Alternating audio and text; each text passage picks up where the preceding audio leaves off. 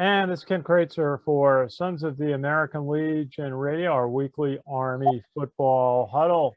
Army defeated Georgia State in Atlanta on Saturday, 43-10. They come home on Saturday on September 11th to play Western Kentucky at Michie Stadium, an opponent that has given Army struggles in the recent past.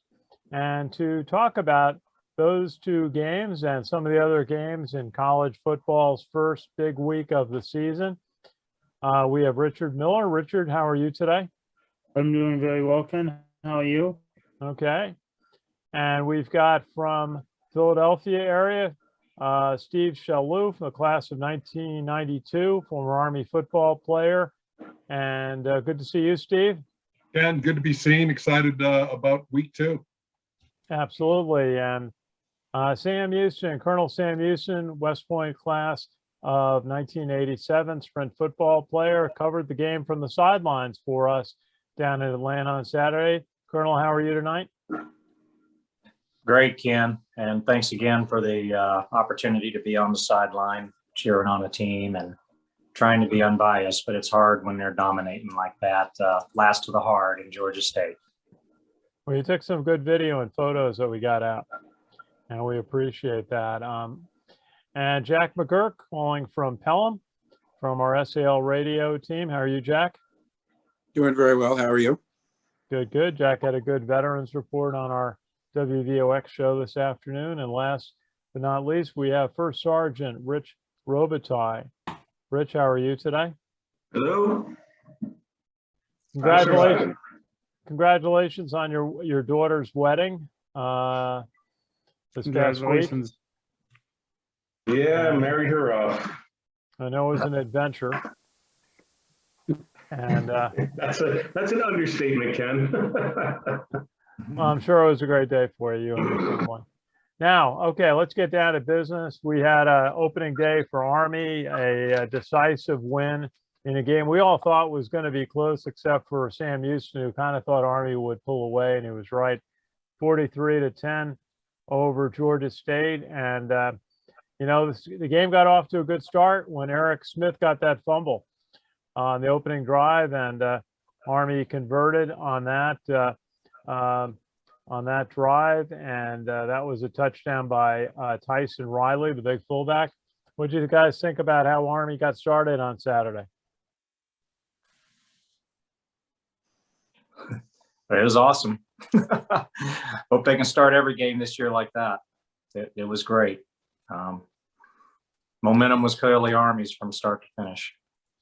Yeah, and Steve, what did you think? Yeah, I mean, I thought it was a fantastic start.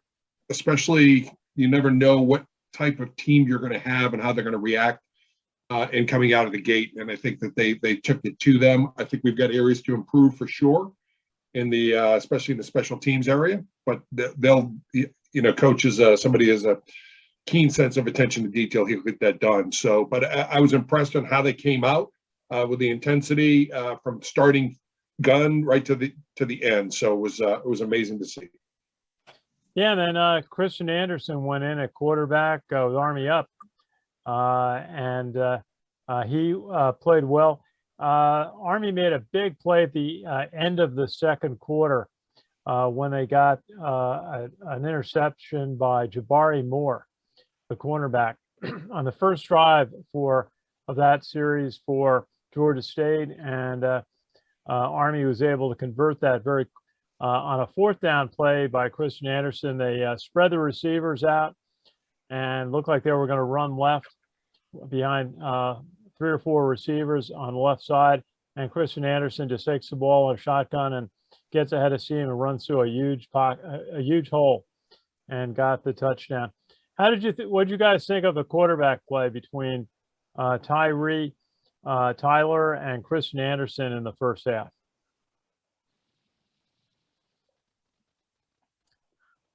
Let's give Rich Robitaille a shot at that one. Well, I watched the game, and it's classic Monken, which did not work against West Virginia last year. But I looked down the basic stats, and there are things that stick out at you. First, the biggest number is time of possession. Army controlled the ball 42 minutes, Georgia State 18. So one way to defeat your opponent is you just don't let them have the ball. So, and even the announcers were saying that it's just unbelievable. Georgia State can't get the ball. There's no opportunity to score. And that's because of their running game. Their discipline is phenomenal. Only one penalty all game. That's Army football. They play a clean game, because they know one penalty could kill a whole series. Well, how about that? How about those back-to-back punts by Georgia State? Actually, they had to punt 3 times. Army had a problem. The first punt went off a player's leg. The second one went through Tyrell Robinson's hands, the kick returner, and he should have just let it go. And both were recovered by Georgia State, but were called back due to holding penalties, 2 plays in a row. So they ended up having to kick a third time, and Army caught the ball and just said, let's start a series. What was that like? Did you get a reading about what that was like? That had to have been so demoralizing for Georgia State because it basically was a 14-point play. Well, from the stadium standpoint, it was an emotional high that immediately is popping at the balloon, and for it to happen to Georgia State 2 times in a row, the only person who didn't seem deflated by it was the obnoxious Georgia State announcer, who kept announcing things and then never taking it back. So you would have thought Georgia State still had the ball if you listened to that guy and had your eyes shut. But, later I watched a replay of the game, and I thought the announcers did a pretty good job on their analysis of what was going on in that case. And keep in mind that last year Army led the nation in block kicks, and I think Georgia State just tried to overcompensate a little bit on Army's pass rush. I'm sorry, their kick return team and their block kick efforts, and as a result, they just got a little jittery and hands in the wrong places, and it happened 2 times in a row, and it happened to be the same player. So. That added to Army's confidence. You saw at the end of the first half when Monken ran the clock down to 3 seconds and they were on the 2-yard line. And were they going to take the field goal or go for it? And he called a timeout with 3 seconds left. And they've been running that triple option the entire day with unstoppable. And then they just do a quarterback draw right up the middle and score.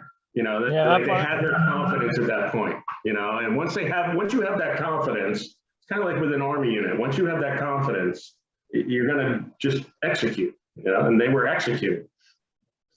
Another great play in the first quarter was a run for the touchdown by A.J. Howard, the slot back. He ran right for a 5-yard touchdown, but he had to really fight his way into the end zone and get the ball inside the pylon. And it was real effort play by A.J. Howard.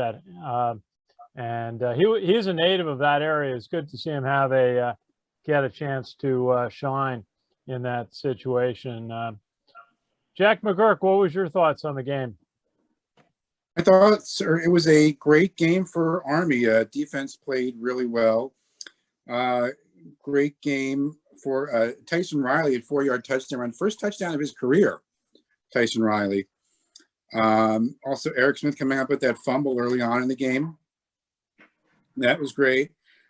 Christian Anderson had a pretty good game. And the defense, you have to tip your hat to the Army defense, holding Georgia State to just 177 total yards offense, 48 rushing. That's it. Very disciplined, just 2 penalties, 20 yards for Army. So great game, very disciplined game, and looking forward to the home opener this weekend. Yeah, we talked about the defense. We talked to Coach Monken at 1 o'clock. They now have a Monday media session, and I asked him about the play of cornerback Julian McDuffie, who was listed as 5 solo tackles on the day. And Coach Munkin said when they watched the film, it was really 8 tackles. So the kind of day he had at his cornerback spot. And then Army had 6 tackles for loss, 3 by Andre Carter, individual ones by Eric Smith, Kobana Bonzu, and Markel Broughton.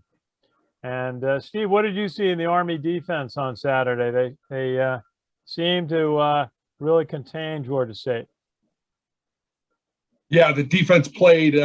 They played really good ball. I'm so impressed with Carter. He is going to be a force this year.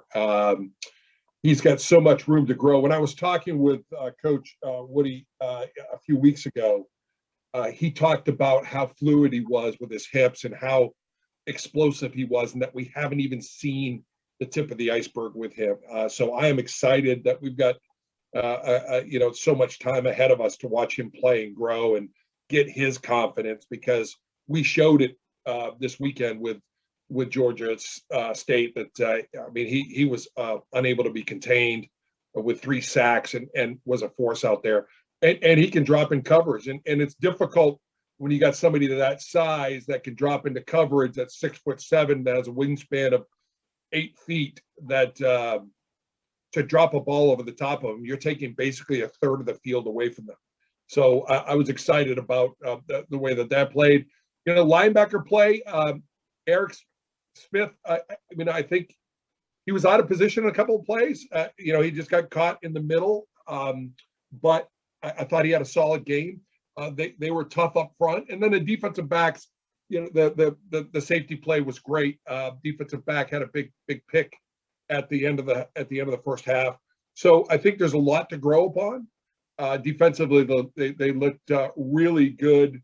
I'm excited for them to grow between that first and second game when you make your biggest strides. Very good. And in the second half, 40-yard touchdown pass by Christian Anderson. That was after the defense stopped Georgia State on a 4th and 2 in their inside at the 40-yard line. And Anderson, 40-yard pass to Tyrell Robinson, right over the middle, he ran to the right side of the end zone.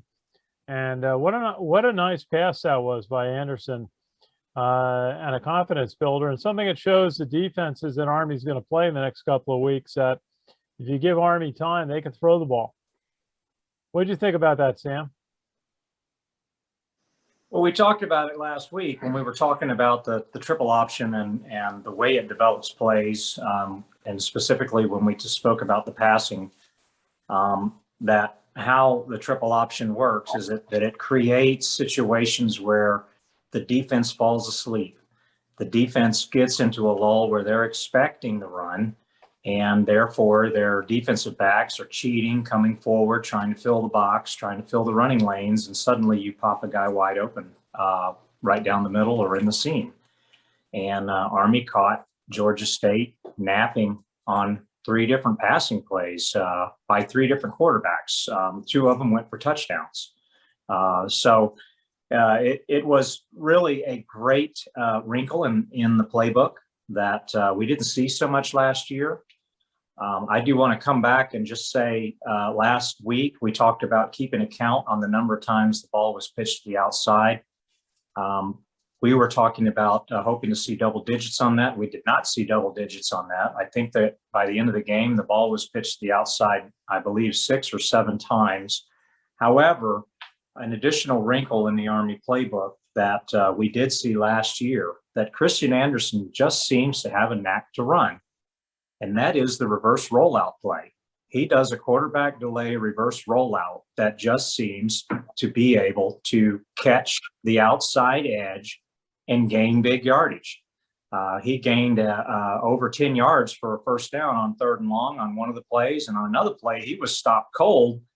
And you think the guy's skinny and lanky, he stiff-armed the Georgia State defender to the ground and gained another 6 yards. So I got to say, kudos to Christian Anderson. And I kind of count those plays as a pitch play because of the fact that they were design plays to roll to the outside and hit the outside seam. So my only concern, and I hope we see it this week, and I'll leave it at this so we can continue our discussion. I am still concerned that we did not see very many runs that got into the second level from the dive plays. We had a lot of 3 and 4 yard gains. We had a couple of plays that gained a little more than that. I want to see some big plays. I want to see some second level blocking, second level backs breaking into the backfield and running down defensive backs and making them pay the price 20 and 30 yards downfield. So I didn't see that too much of that this week, but by golly, there wasn't very much on offense to really have any concern about. It was a great game. Yeah. Richard, what were your thoughts on the game? My thoughts on the game, a complete Army domination, a real complete Army domination. I like that Christian Anderson making his first appearance of the year in the final minutes of the first quarter, coming under center for the Black Knights, and then after 3 unanswered touchdowns, Georgia State using a 75-yard drive. I like how Army, controlled the game and controlled the clock by putting up a lot of points against Georgia State in the first half, leading by 20 points, 27 to 7 at halftime. They really controlled the game from the start of the halftime, and then only allowing a field goal in the second half. That's a complete and utter domination. Hopefully a sign of things I think to come into this year. Okay, very good, Richard. Now I wanted to mention that Army got another touchdown pass from the third quarterback in the game, Jamil Jones.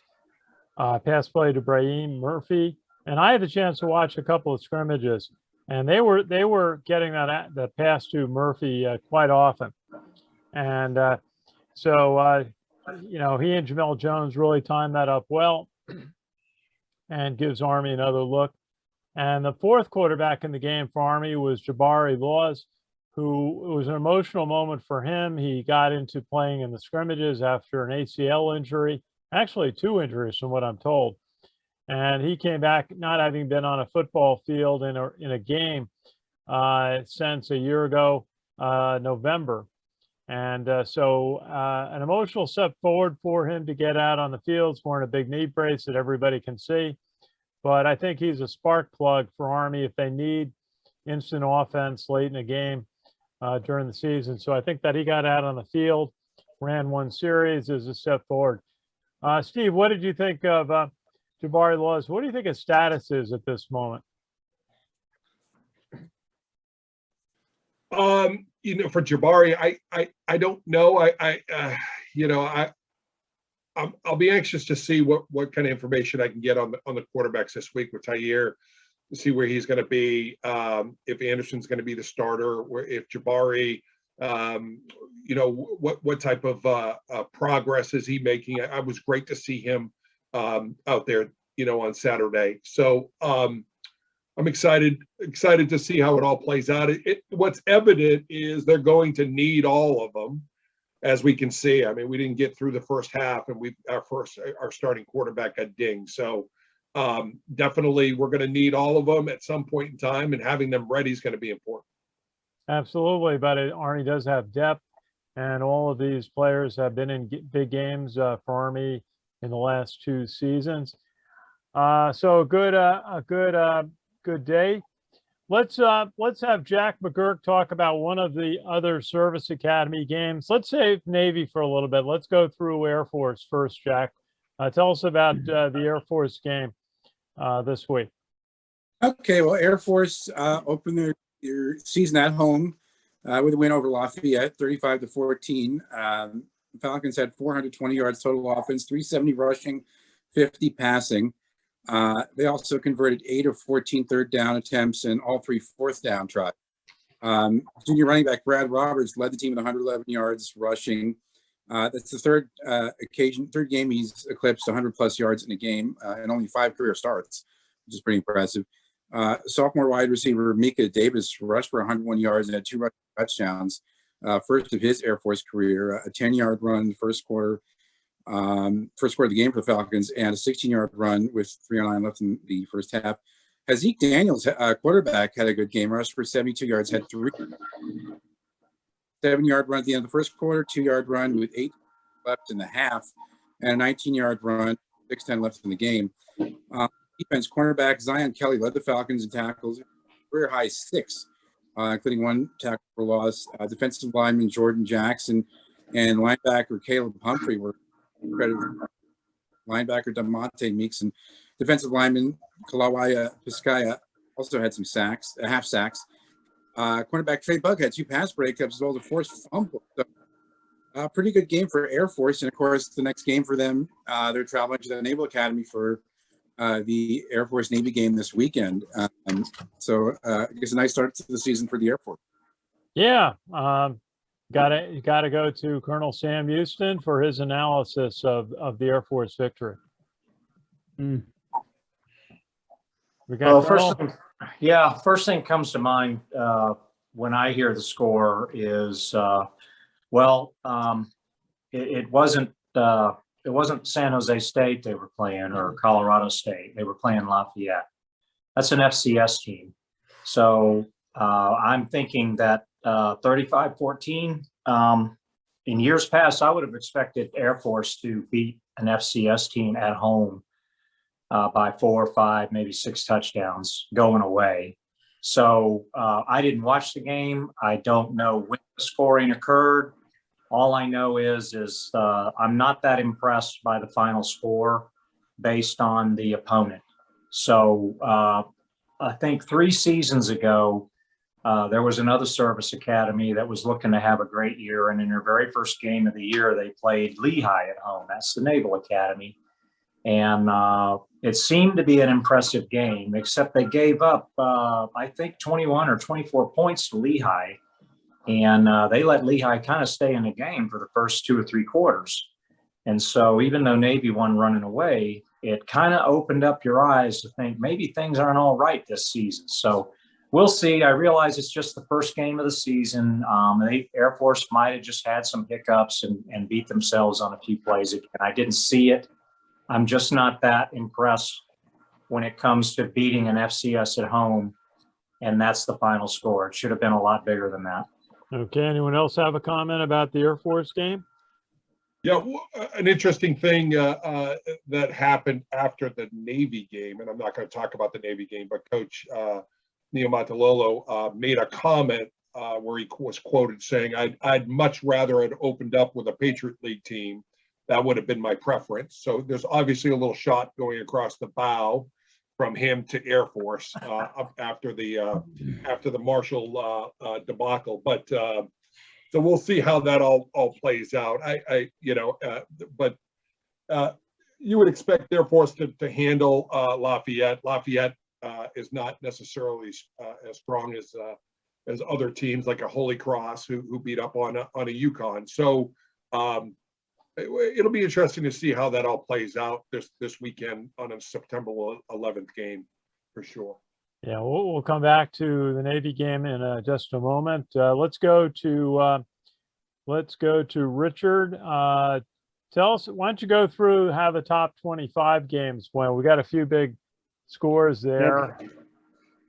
Number 9 Notre Dame kicks off their season with a 41-38 win in overtime over Florida State. A huge road victory for the Fighting Irish. Number 19 Penn State on the road 16-10 over number 12 with Wisconsin. Number 19 Penn State is 1-0 on the season. Number 2 Oklahoma 40-35 victory over Tulane, who's 0-1. I think that Oklahoma is 1-0 on the season. Tulane is 0-1 on the season. Oh yeah. Number 11 Oregon is 1-0 with a 31-24 victory over Fresno State. Fresno State is 1-1 on the season. Alabama number 1, the defending champion Alabama, 44-13 over Miami Hurricanes. Miami is 0-1 on the season. Alabama is 1-0 on the season. Number 18 Iowa 34-6 over number 17 Indiana. Iowa is 1-0 on the season. Indiana is 0-1 on the season. Number 8 Cincinnati 49-14 over Miami of Ohio. Miami of Ohio is 0-1 on the season. Cincinnati is 1-0 on the season. Number 21 Texas 38-18 over number 23 Louisiana. Texas starts off the year at 1-0. Louisiana falls to 0-1. Number 7 Iowa State gets by Northern Iowa 16-10. Iowa State's 1-0.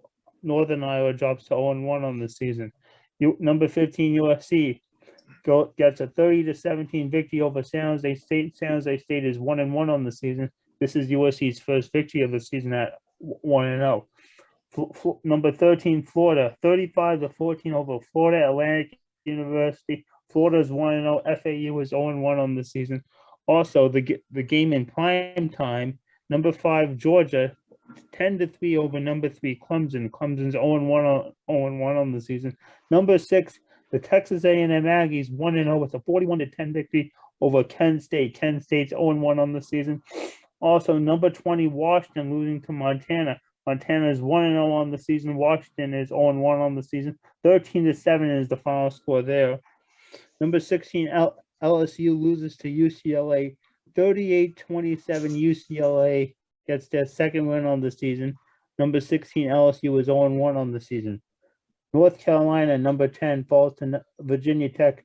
Virginia Tech wins 17-10. It's their first win of the season for the Virginia Tech Hokies. North Carolina has their first loss of the season. The side will get absolutely. A number was done by number 22 East Carolina. East Carolina 52-14 over the Seidel. East Carolina goes to 1-0 on the season, while the Seidel is 0-1. Number 24 Utah is took on Weber State. Number 24 Utah won 40-17 over Weber State. Weber State's 0-1 on the season, while Utah is 1-0 on the season. Number 4 Ohio State, a 45-31 victory over Minnesota. Minnesota's first loss of the season. Number 4 Ohio State's 0-1 on the season. Arizona State 41-14 over Southern Utah. Southern Utah's second loss of the season, while Arizona State goes to 1-0 on the season. Okay, good job, Richard, going through some notable upsets. Penn State winning out at Wisconsin, where Army's going to be playing in about a month. Nevada defeating California. Oklahoma letting Tulane catch up to them, made it really interesting at the end, a 5-point win. And the Ohio State over Minnesota. And then the big game that people are looking forward to, close one, defensive game, Georgia 10-3 over Clemson. Any comments on some of the games over the weekend? No, I just say this is, what we were talking about last week. Don't look too much into like the top 10 before the season starts, because there'll be a big shakeup after this week. One of the teams that I was very disappointed in was North Carolina. They laid an egg at Virginia Tech big time, and there was so much more expected out of them to deliver such an effort the way they did. But hey, give it about 4 weeks, and then we'll talk about the top 10 and the top 25. We'll start to really see who the cream are rising to the top. Okay, go ahead, Steve. Ken, I will tell you that it's a couple things that I saw that I really enjoyed and am excited about. One, UCLA getting back into national prominence. Chip Kelly's got them playing inspired ball. They play really, really fast, and they look really good against LSU. And having a SEC opponent come into your house and do that in the way that they did was outstanding to be 2-0. And also watching Florida State play last night and come back from 18 points, watching that quarterback get in there and who they thought would never walk again, and seeing Florida State back in a national spotlight with some level of intensity that we haven't seen in a long time. It's good to have them back in the fold. It was exciting to watch those two particular games. Yeah, certainly. And let's see. Let's go. We saved the best for last. Jack McGuirk, why don't you tell us about Navy's loss to Marshall? So they ran for a lot of yards, but they gave up a lot of points. Couldn't score. What happened? Wow, yeah, it was a disaster. 49-7 blowout win from Marshall. in this game. Marshall running back, a freshman, Rasheen Ali, had 4 rushing touchdowns in the game, first 4 of his college career. Marshall actually had 464 yards total offense, 363 passing, 101 rushing. Navy, on the other hand, had 398 total yards, 337 rushing, 61 passing. Marshall was actually 6 for 6 in the red zone with 6 touchdowns. Only score of the game for Navy came on a 1-yard carry by the quarterback Xavier Arline early in the fourth quarter. Arline actually rushed for 76 yards in the game. James Harris led the midshipmen with 80 yards rushing. That's a career high for Harris. Navy actually used 4 different quarterbacks in the game. In addition to Arline, there was Masai Maynard, Ty Levitaille, and Tiger Goslin. Maynard led the team with 27 yards, 2 completions, which is a little bit more than Arline's 26 on 2 completions. Goslin and Levitaille each had an interception in the game. The midshipmen did not score on any of its 6 first half drives. As I said, the only score they had was in the fourth quarter. With those 6 first half drives, 1 ended on downs, 1 had a blocked field goal attempt, 3 punts. The Marshall defense actually sacked Navy quarterbacks 4 times in the first half. They also had a blocked punt, blocked field goal. Navy actually got a delay of game penalty when they were punting, which is a little unusual. On defense, senior safety Kevin Brennan led Navy with 6 tackles, recovery, and interception. And the 337 rushing yards that Navy had in the game, it's the one bright spot in the game. That was the most rushing yards they've had in a game since the 2019 Army-Navy game, which they had 395. But the game was a big disaster for Navy. The odd thing was, if you look at the time of possession, Navy had the ball for, I think it was 41 minutes and change, while Marshall had it for about 18 minutes and change, although Navy just couldn't score. And at the end of after the game, Coach Niamatololo kind of said pretty bluntly, we got our butts kicked, all facets. So it was just a really rough game for Navy, and now they're going to be heading home to host Air Force. So we'll see what happens. Yeah, any thoughts on that? It's odd that you could run for over 320 yards and lose and only score 7 points. I can't understand how that happened. What did you guys think, Sam? Coach Yen's been saying that a lot lately. I mentioned last week, if you look at the body of work for the past 4 seasons and then going into this season, things aren't right in Squidville. Their damage control team is not staying ahead of the leaks. So I don't know if they're going to have to counter flood or something. I didn't see the game. When I saw the score afterward, I looked at the stats. I was thinking, man, Navy must have turned the ball over a bunch of times or something. No, that wasn't it. The turnovers were even on both teams. Navy controlled the clock. Everything on the stat book looked like this would have been a Navy victory, but it wasn't. There's something wrong in Squidville. There's something going wrong in Coach Yen's neck of the universe. I don't have a finger on it. I just know that Navy has not been doing a very good job of finding the fix. And quite frankly, they do not have another Malcolm Perry on the bench to come in and provide another asterisk season. Yeah. So whatever they do, they're going to have to figure it out with the talent they've got. And they're going to have to figure out what it is that they're doing that is preventing them from being able to control the clock, but not score points. So again, just an absolutely embarrassing score. And that's 2 seasons in a row that they've opened with a complete disaster at home. Yeah. Remember that game against BYU where they just did not tackle effectively at all. Rich Robitaille, First Sergeant, tell us anything you saw in last week's games?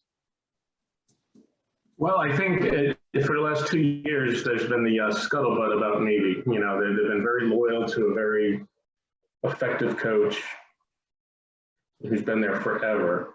But there is chatter that it's time for change. You know, it's you're starting to see it now. And, you know, hey, I'm an Army guy. I want to see Navy lose every game. But there was a time they used to beat us senseless, smack us around like a stepchild. They're just not that anymore. The coaching's, sometimes it's just time to move on. And I think the brass is starting to realize this guy's been loyal. He's been good. He's been very successful. It's time to put him in the Navy Hall of Fame and move on with someone else. Okay. Anyone else? We should move on to what Army will face on Saturday, which is one of their nemesis teams, I would say, Western Yeah. Kentucky. I'll make one comment, just go one ahead. real quick Go ahead. comment. If it does come to pass that this season continues the way it started for Navy, and Coach Yen has shown a graceful exit stage right, I'm going to go ahead and make a early season prediction on who Navy's going to hire to be their new head Okay. coach. They're going to hire Brian Bohannon out of Kennesaw State. Mark my words. Okay, so he's the up and coming. Is he coaching option offense? Let's see. Yeah. Yes, it's kind of a Okay. hybrid. It's kind of a hybrid option offense, but he's a hot commodity, much like Monken was at Georgia Southern, much like Paul Johnson was in FCS, up and coming winner. And that's where their current defensive coordinator came from, Brian Newberry. And I believe that Army's current quarterback coach came from, is a Brian Bohannon protege as well. Okay. And this week on Saturday at Michie Stadium, it'll be great to have the fans back there. Western Kentucky will be coached by Tyson Helton, who is comes out of, he had been an assistant quarterback coach, offensive coordinator at Tennessee, also at Southern California, comes at also Cincinnati, UAB, played at Houston. And what I noticed, the first thing that jumped out at me, they won 59-21 over a FCS team, Tennessee Martin. Was their quarterback, Bailey Zapp, 424 yards, 7 touchdowns, most in Division I on Saturday. And he's a transfer from Houston Baptist. And at Houston Baptist, he had 73 touchdowns in his career, and doesn't run much, but is a very complete 62% of his passes. So they got some receivers, some good defensive players. Sam, what do you think? You used to live in that neck of the country. I think you covered did you go to the last Army Western Kentucky game? Yes, unfortunately I did. Yeah. Just like the last Georgia State game I went to as well. That's always been a nemesis team. They came in a couple of years ago into Michie Stadium when they were coached by Bobby Petrino for a season when he was between major college jobs. Yeah. And they gave Army a tough game. What do you see? Where are they under Tyson Helton? Okay. First, you're correct. If I'm not checking my Rolodex here and my stat book, but I think the Hilltoppers, who have the most atrocious looking mascot, I don't know what it looks like, the Blob or something. I don't know. But anyway, I don't think Army's ever beat the Hilltoppers. I think the Hilltoppers are undefeated against the Army team until this coming Saturday. And next thing I'll say is Tennessee Martin. Which one is it? Tennessee or Martin? What team is that? Where are they from? So, wait, okay, you rolled over Tennessee or Martin, one or the other, somebody like that. Okay. Western Kentucky. Here is what this coming week is. This coming week is part 2 of a 2-part payback from 2019 season, because Army went to Western Kentucky 2 years ago and got embarrassed. Then the following week, they went to Georgia State and got embarrassed. They took care of part 1 this past Saturday, and by golly, they did it with a knockout punch in the first round. What I saw from the Army team, they got a chip on their shoulder to even Steven, baby. It's payback time. So I don't care who Western Kentucky beat this past week. I don't care who their quarterback is. And I'm not making my prediction right now. We'll talk about scores in a minute. I'm just going to tell you, Army's going to roll, and it's payback. Well, actually, I have to say that when I mentioned the coach and the quarterback to Coach Munkin today, that he didn't pick up on it. Usually he said, "Oh yeah, know him. We coached together somewhere in our careers. Bump into each other on the recruiting trail." But Coach Munkin really didn't pick up on it. And I mentioned the quarterback, who looks like he can really play, and he didn't really pick up on that. So I think it was Coach Munkin being a little bit confident that he's got a team that can handle whatever Western Kentucky has this year. Let's see, Steve Shalou, what are you thinking about this week's game? I mean, I appreciate Sam and his exuberance on this. I have a little bit more of a cautionary tale, and that is, so we came out, on Saturday, and not very often are we larger than our opponent on the offensive line to defensive line, and we were bigger than them. And we handled them at the point of attack pretty well. And we established that Dean Powell at the right guard and the center are going to set the tone, and when they need the hard yards, they're going to the right side.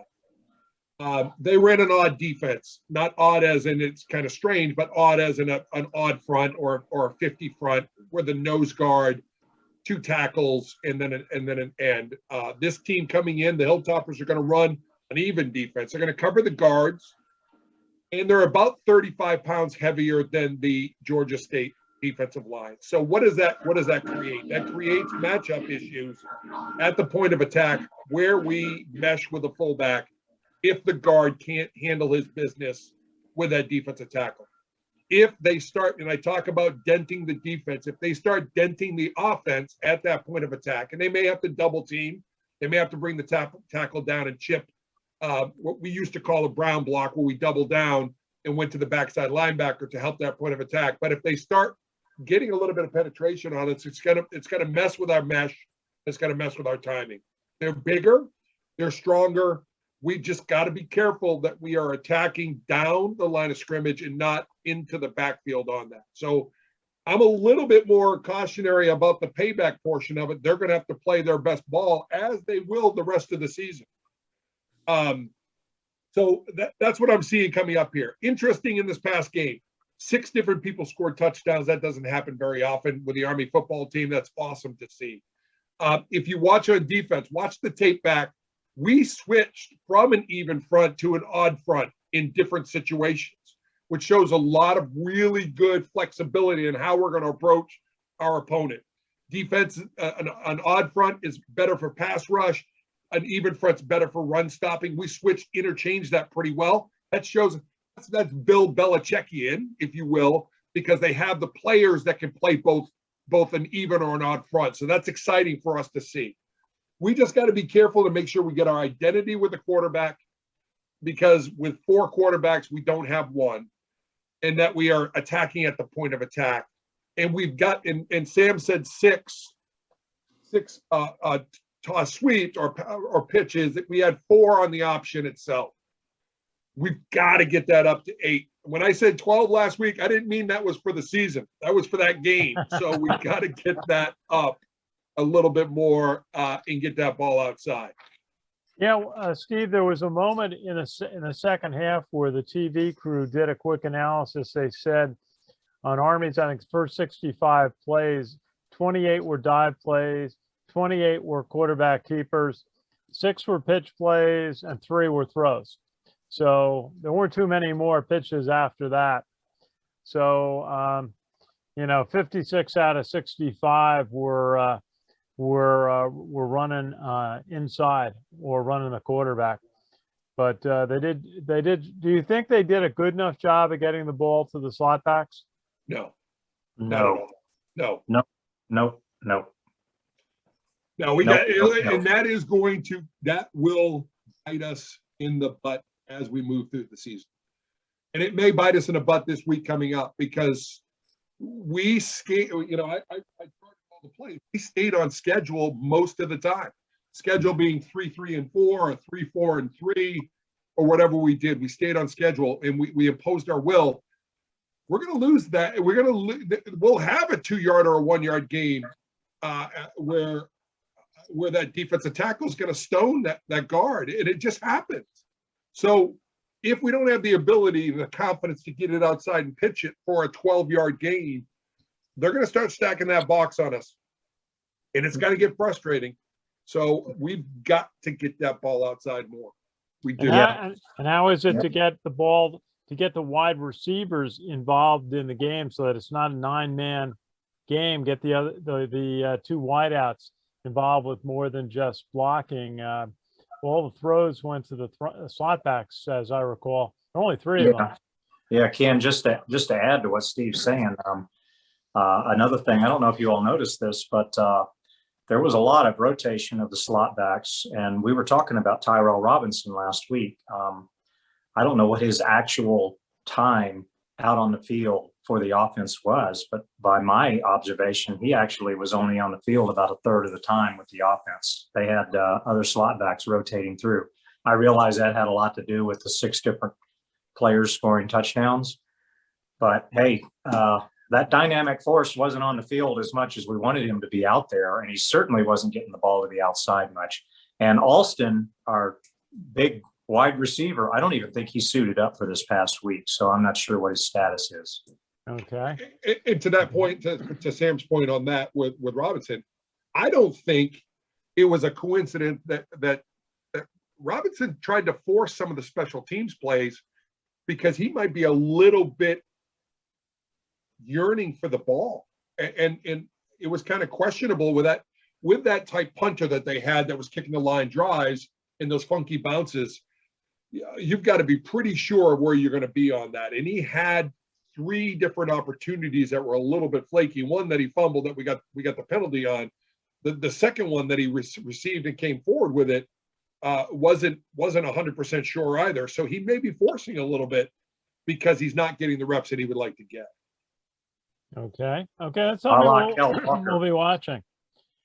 Let's see. Let's go to Richard Miller. Richard, you have the some of the key games this upcoming week.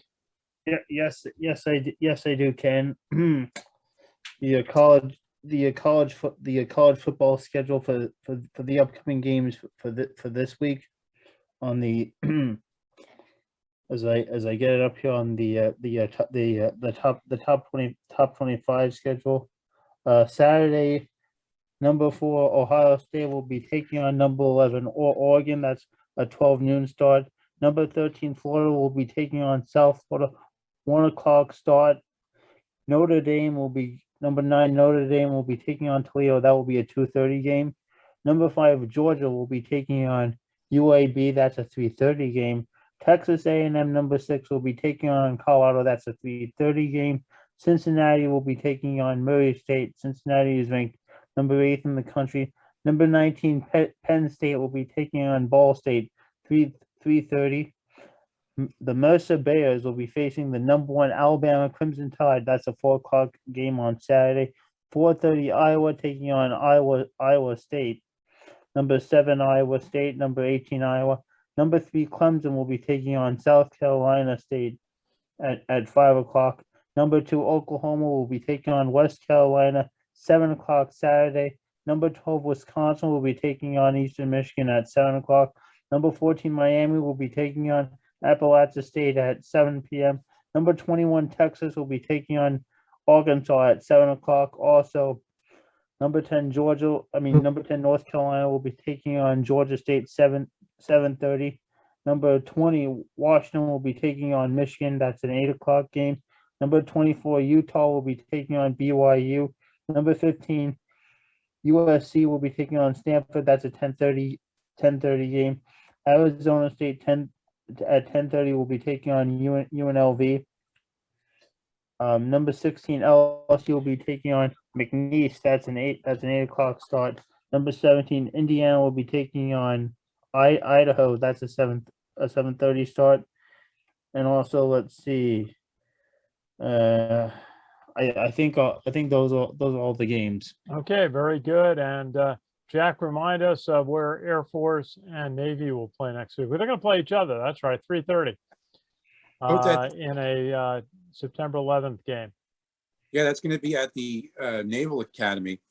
that game. Interesting that the Navy Air Force game is going to be on the home turf of one of those teams, whereas later in the season, the Army Air Force game is going to be at a neutral site in Texas. So maybe in the future, we'll see another Army Air Force game up at Michie Stadium. It's going to be a long time. Unfortunately, I think I'm not a big fan of the move to Dallas for these two upcoming games. I think the games on the academy campuses really are great venues for college football. But anyway, why don't we go around and make final set of comments? Steve Shalou, final thoughts on where Army's at going into the Western Kentucky week? Yeah, as you know, I get a little bit, I'm talking about a cautionary tale. We've got to make some improvements. We will know what type of team we're going to have after this game. Just as I was very surprised that we played so well against Air Force after beating Navy, I'm anxious to see how we play at home, coming off a really big win on the road against a nemesis, whether or not we keep that intensity going, or do we fall into some sort of a trap situation? In the past, this has trap written all over it. If we come out and play the way that we're capable of playing and doing what we need to do, then this is going to be a special year. If we don't, we could, we'll have to find our identity moving on down the road. It's a pivotal game for us as we build momentum towards a team like Wisconsin in the future. We've got this is a must-win game and important to see how we react. Yeah, certainly Army's got a tough stretch in October when they've got Ball State, Wisconsin, and then Wake Forest consecutively. Sam, final thoughts for today? All right, we're going to go around the horn on predictions as well, or yeah, we'll do. Yeah, why just a quick thought, and then we'll go to our predictions round. Awesome. All right, great. Yeah, I agree with Steve. This past week's game, if it was just an initial yardstick measure of Army as a team, they possibly could be the most loaded and explosive Army team we've seen in many years. The real test is going to be as we get in the season, how mentally they can stay focused. Monken's always done a really good job of keeping the players focused. But there is the possibility of an emotional letdown after having such an explosive debut to the season. There were a couple of injuries that I'm concerned with. One of them happened in the late in the third or early in the fourth. Connor Bishop went down. He never came back in the game. And so Noah Knapp spelled him for the rest of the game. Steve probably has more insight on what's up with Connor. I really hope that he's back. He is emerged as the anchor of that offensive line and possibly the best offensive lineman on the team. So we really need him and really hope that he's not dinged up too bad. The other one, of course, is Tyre Tyler. This is one of the knocks that you got to have against a quarterback who's so diminutive, and that is it's easy to get dinged up in FBS football when you're carrying the ball 30-40% of the reps. And he got dinged up early, and he looked like he was limping a little bit on the sideline. However, the next man up philosophy really does work. It's worked in the recruiting. Army has a lot of depth. They're going to be playing at home. They've won, I believe, their last 10 straight home games. And guess what? This week, when they open at home, they're going to have the fans back in the stadium. That has got to be an emotional lift for the team, knowing that after a whole season of 8 home games with nothing but the Corps Cadets in the stands, they are now going to have 35,000 rabid Army faithful in there ready to cheer them on the most beautiful setting for college football in the country. It's right behind Ken right now, that being Michie Stadium. So I think it's going to be a great game. I think they're going to continue on an emotional high. Yeah, I think so. Okay, real quick, Sam, for Connor Bishop, my indication of what I saw on the field is that he was cramping, and that they brought the second offensive line in after that series, so that's why he didn't come back into the ballgame. Yeah, I talked to Coach Monken about that after the game, and he said just what you said, Steve, that Connor Bishop had a cramp. It was very hot on the field turf, hotter than it was. The air temperature, I guess, was in the low 80s, but it was much warmer on the field. And Coach Munkin said that caused cramps for a number of the players. Okay, let's go, Richard. What's your thought? Army hosting Western Kentucky on Saturday. Army, I think this is going to be a very tough game. I think this is going to be much more of a test.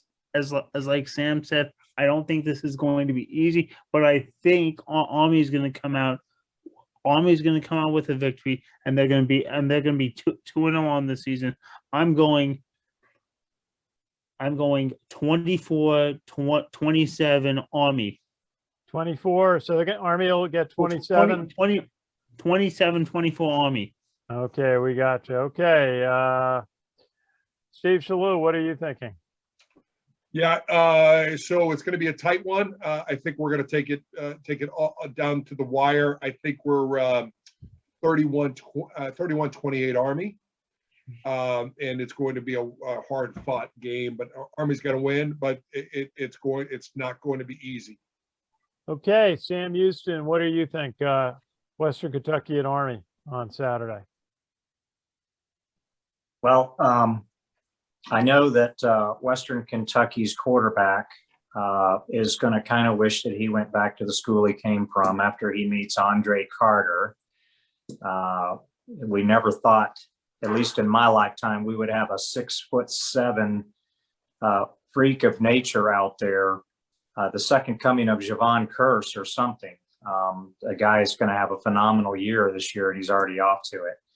But that being said, I do agree completely with Steve that Western Kentucky, they are, I believe, a better team than Georgia State. And size does make a difference when you can bring that type of size to the line of scrimmage on both sides of the ball. It does create, it creates a lot more complexities and situations that you have to be able to overcome as an individual in your assignments. And it's going to be a little more difficult on both sides of the ball for both offense and defense. So that being said, I think that this game is going to be a closer game than the Georgia State game. However, I don't know. I just think there's something special about this Army team. Army at home, coming off of a huge opening day win on the road.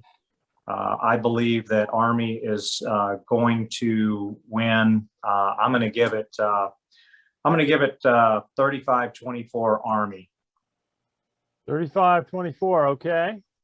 A 11-point margin. And let's go to Jack McGuirk. What are you thinking?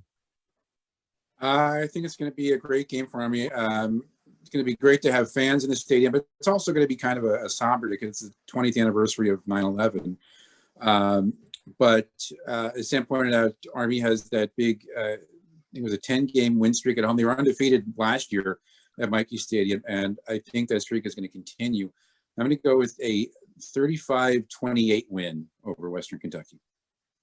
Okay, very good. And I think Army's offense is just going to improve.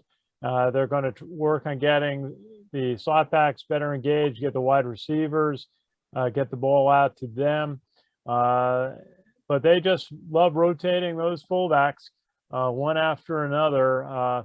Tyson Riley, Jacoby Buchanan, and Cade Barnard, and Anthony Atkins, and even Wilson Cateau can get in there and play. So I think this is going to be a game Army's going to score. I'd say 31. I'll go with 31-24 on the day. I think it's going to be a challenge stopping this quarterback for Western Kentucky. You know, he maybe knew Bailey Zapp has 80 touchdowns in his college career. And maybe they were for Houston Baptist, and last week against a Division II or an FCS team, Tennessee Martin, but there's still shows he knows how to play the ball and get the ball out to his backs and receivers. So I think he's going to be an interesting player for the Army defense to try to counter. But I think Army's going to come away with its second win, and it's going to be a really exciting day to have the fans back at Michie Stadium. Hopefully it'll be a real big crowd. Hope everybody comes out. Check the West Point website for instructions on arrival. and requirements to get through security and all. We always say get there early. The parade of cadets typically starts at 9 o'clock. You can get down to the parade grounds, and there's buses that go over there. And then at 10 o'clock, the team arrives at the Fan Fest in Black Knights Alley, right behind the East Stand. It's always a lot of fun to be there. And as you know, you want to be in your seats by 11:30, or at least a half hour for the game. I want to double check the start time, whether it's 11:30 or 12 this week. But you want to be in your seats half an hour beforehand, because the West Point band will do quite an entertaining job. Richard, do you have the start time on the schedule there? Yes, I'm looking that up right now, Ken. Okay. That's an 11:30 game on Saturday. So it's 11:30. So that's a little bit earlier than we're used to. It's been 12 minutes. 11:30. Okay, very good. But so that means you want to be in your seats by 11 o'clock and watch the West Point band do their performance, the march on of the cadets. Hopefully, if the weather's good, a parachute jump, and then the start of the game. And it'll be really exciting to have West Point's team run out on the field and hear brave old Army team performed by the West Point band and the cadet band. Okay, we just want to thank everybody for joining us tonight. Richard Miller from Florida, Steve Shalhoub from Philadelphia and the West Point class of '92. Thank you, Steve. Sam Houston from the Beat Navy studio in Huntsville, Alabama, from the class of '87. Thank you, Sam. And Jack McGuirk from Pelham and our Sons of the American Legion radio program. And I just always like to acknowledge that we represent the 2 million veterans who are part of the American Legion, the world's largest veterans organization. And our group, the Sons of the American Legion, with 330,000 members serving America's veterans. We'll see you at Michie Stadium on Saturday, and you can watch the game on the CBS Sports Network just as well. So we'll see you there. This is Ken Kreitzer. Have a good week.